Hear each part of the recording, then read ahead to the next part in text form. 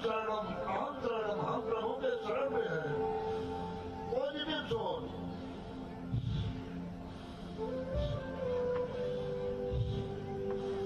हे प्राण स्वरूप दुखहर्ता सर्वव्यापक आनंद के देने वाले प्रभु, आप सर्वत्र और सकल राज के उत्पादक हैं। हम आपके पूजनीयतम पाप नाशक स्वरूप तेज का ध्यान करते हैं, जो हमारी बुद्धियों को प्रकाशित करता है। हे पितामह, आपसे हमारी बुद्धि कभी विमुख न हो। सांस आ रही है, सांस जा रही है, सांस हो गई।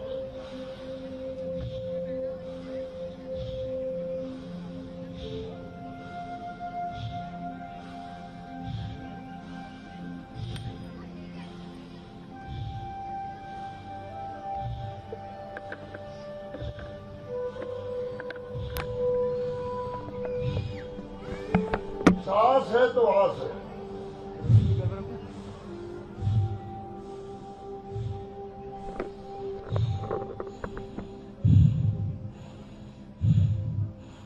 अहम शरणम।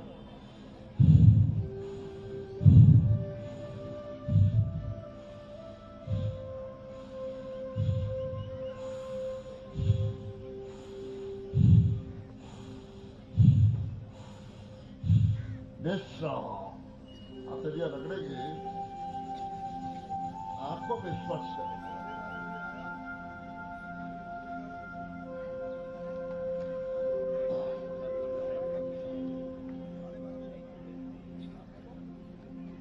यहाँ से कपालभाति करना है। स्थिति हमारी यही रहेगी।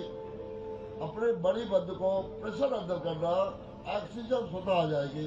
आज आगे बंद, पूरे कोई तनाव नहीं, बिल्कुल तनाव रहित क्रिया करेंगे। चलिए स्टार्ट करते हैं। अर्ध आगे बंद।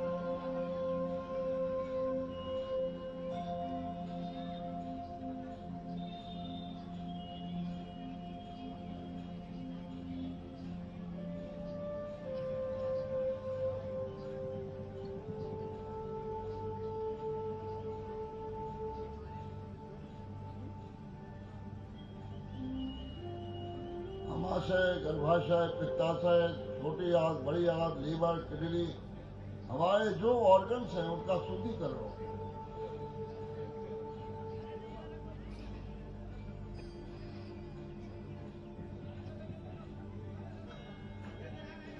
कपालभाति करने से मोटापा भी दूर होता है, पाचन शक्ति मजबूत होती है, यहाँ शुगर भी कंट्रोल होता है। आप 700-800 बार करें, देखिए शुगर आपको कम हो जाएगी।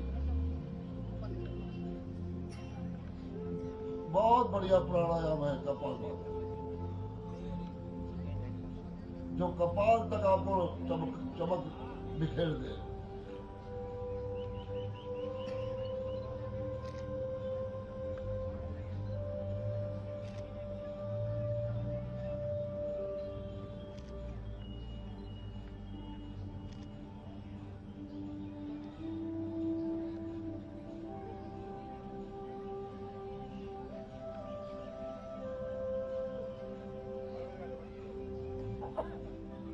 विश्राम।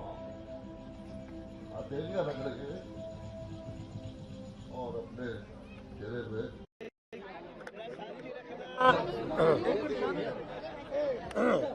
बहनों थोड़ा शांति रखना। सर्दी क्षेत्र में पिछले 5 साल से एक पैसा नहीं लगा। ये यहाँ की लाइफ लाइन है, ये इलाका पैसा लग रहा चाहिए जी।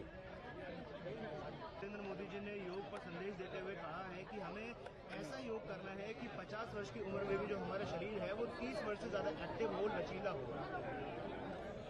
हम सभी बहुत आभारी हैं नरेंद्र मोदी जी के, जिन्होंने योग की शक्ति को देश को भी बताया और पूरे दुनिया को बताया।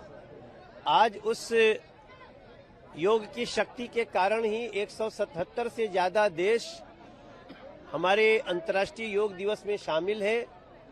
और नरेंद्र मोदी जी को मैं तो ऐसा मानता हूं कि बिना दवा के भी आप कैसे फिट रह सकते हैं। और अभी जो बात की गई है योगा फॉर हेल्दी एजिंग, आपकी ज्यादा उम्र में भी कम उम्र के लगें, स्वस्थ रहें, 50 में 30 के लगें, ये वो भाव है जो ये वही रख सकता है जो भारत के प्रत्येक जन को हृदय से प्यार करता है, अपने हृदय में बसा के रखता है। वरना तो इस लोक में प्रधानमंत्री पद पे बैठकर भी लोगों ने देश के लोगों को अपने हाल पे बदहाल छोड़ दिया। पहली बार हम देख रहे हैं एक प्रधानमंत्री जो हर पल आपको किस प्रकार से स्वस्थ रहना है, ये योगा करिए, ये खाना खाइए, आप इस तेल को कम करिए, इतनी बातें जो सोच सकता है वो व्यक्ति देश का प्रधानमंत्री है। और ऐसे नरेंद्र मोदी जी को हम लोग धन्यवाद देते हैं। आज हम अपनी नॉर्थ ईस्ट दिल्ली के गोंडा विधानसभा के ये जमुना जी के फॉरेस्ट में अपने विधायक अजय महावर जी के साथ और अपने तमाम पार्षदों और जिला संगठन के साथ हमने योग का कार्यक्रम किया। बड़ी संख्या में बड़े बुजुर्ग स्थानीय नागरिक आए और सबके मन की प्रसन्नता यही बता रही है कि मोदी जी हम भी स्वस्थ रहें और तुम भी स्वस्थ रहो, लंबे समय तक देश की सेवा करो। सर, गोवा स्टेट कांग्रेस ने स्टूडेंट्स के द्वारा योग किए जाने का विरोध किया है। उन्होंने कहा है कि सरकार बच्चों से जबरदस्ती योग नहीं करा सकती। मैं बड़ा ही आश्चर्य में हूं कि योग से बच्चे बूढ़े सभी स्वस्थ होते हैं, उसमें कांग्रेस को योग का विरोध करने की सोच आ गई। और मैं इसी कारण मैं कांग्रेस का जो शीर्ष नेतृत्व है वो हमेशा देश विरोधी बातें करता है, भारतीय संस्कृति विरोधी बातें करता है। और इसके लीडर राहुल गांधी जी हैं जो लगातार भारतीय संस्कृति के विपरीत बातें करते हैं, लगातार युवाओं को गलत दिशा में भ्रमित करने की कोशिश करते हैं। हालांकि मुझे इस बात का संतोष है कि देश उनको और उनके जैसे लोगों को सुन नहीं रहा है। सर, एक आखिरी सवाल, प्रधानमंत्री ने आज बंगाल की धरती से योग दिवस का 12वें योग दिवस का आगाज किया है। ऐसे में उन्होंने कहा है कि बंगाल को भारत से अलग करने की कोशिश उस समय कांग्रेस ने की थी जब देश का विभाजन हुआ था। ये तो बात सही है, कांग्रेस ने, टीएमसी ने, इन सभी लोगों ने पश्चिम बंगाल को भारत से अलग करने की कोशिश की, लेकिन पश्चिम बंगाल के लोगों ने एक योगा तो उन्होंने थोड़े दिन पहले कर दिया और उसका प्रतिध्वनि योगा आज पश्चिम बंगाल में मोदी जी ने उपस्थित होकर शुभेंदु अधिकारी जी के साथ कर लिया, मुख्यमंत्री के साथ। तो मैं मानता हूं पश्चिम बंगाल ने जो योगा किया 4 मई को, और उस योग की प्रतिध्वनि मोदी जी ने वहां उपस्थित होकर किया आज 21 जून को।